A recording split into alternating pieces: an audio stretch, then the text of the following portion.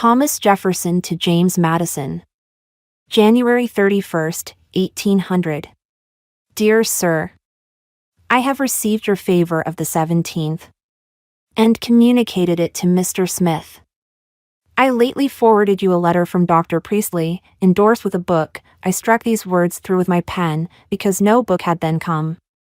It is now received, and shall be forwarded to Richmond by the first opportunity, but such opportunities are difficult to find, gentlemen going in the stage not liking to take charge of a package which is to be attended to every time the stage is changed. The best chance will be by some captain of a vessel going round to Richmond. I shall address it to the care of Mr. George Jefferson there.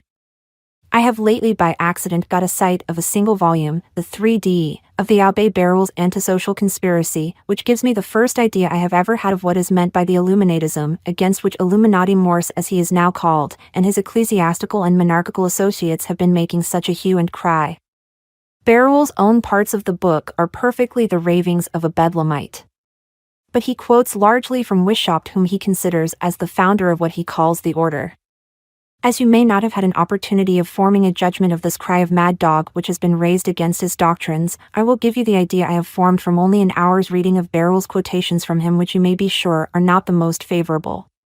Wishaupt seems to be an enthusiastic philanthropist. He is among those, as you know, the excellent Price and Priestley also are, who believe in the indefinite perfectibility of man. He thinks he may in time be rendered so perfect that he will be able to govern himself in every circumstance so as to injure none, to do all the good he can, to leave government no occasion to exercise their powers over him, and of course to render political government useless.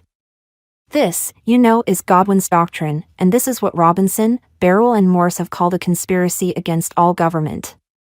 Wishaupt believes that to promote this perfection of the human character was the object of Jesus Christ. That his intention was simply to reinstate natural religion, and by diffusing the light of his morality, to teach us to govern ourselves.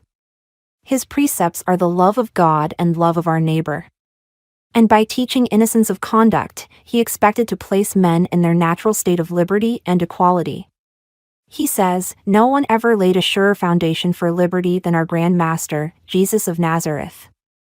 He believes the Freemasons were originally possessed of the true principles and object of Christianity, and have still preserved some of them by tradition, but much disfigured. The means he proposes to effect this improvement of human nature are to enlighten men, to correct their morals and inspire them with benevolence. Secure of our success, says he, we abstain from violent commotions. To have foreseen the happiness of posterity and to have prepared it by irreproachable means, suffices for our felicity.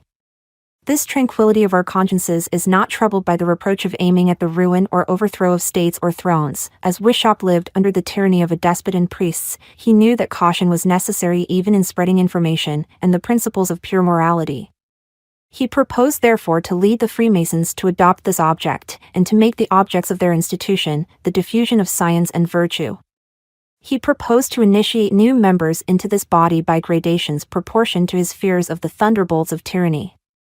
This has given an air of mystery to his views, was the foundation of his banishment and the subversion of the Masonic order, and is the color for the ravings against him of Robinson, Barruel and Morse, whose real fears are that the craft would be endangered by the spreading of information, reason and natural morality among men. This subject being new to me, I have imagined that if it be so to you also, you may receive the same satisfaction in seeing, which I have had in forming the analysis of it.